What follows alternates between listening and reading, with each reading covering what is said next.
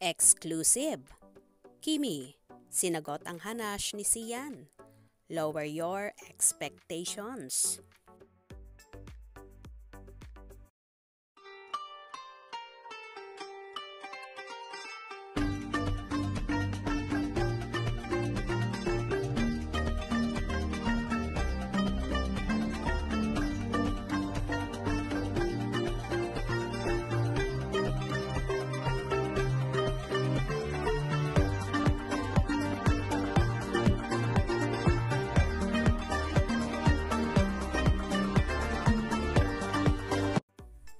Tikom pa rin at ayaw umamin sa isyu ng hiwalayan. Sina Kim Chiu at Sian Lim, or mas kilala sa tawag na Kim Si. Maingay at kalat na natuluyan na ngang naghiwalay ng landas ang magkasintahan. Kamakailan naman sa halip na sagutin ng actor-director ang issue sa pagitan nila ni Kimi. Nag-post ang actor sa kanyang Instagram account ng mahabang mensahe.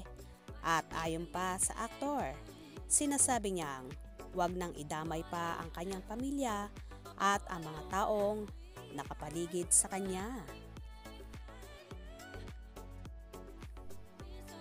Samantala, tila may sagot naman si Kimi sa isyung ito at nagpasa rin sa nobyo sa naging estado ng kanilang relationship ngayon. Sa isa nga sa episode ng Showtime sa Tawag ng Tanghalan. Dito ay nahinga ng advice si Kimi sakaling dumating sa ganitong sitwasyon. Ayon pa kay Chinita Princess, lower your expectations kasi if you expect too much to that person at the end, if the day ikaw pa rin ang masasaktan. May hirit pa rin si Kim na life goes on. Tingin ka lang ng derecho kasi ang haba-haba pa ng daan.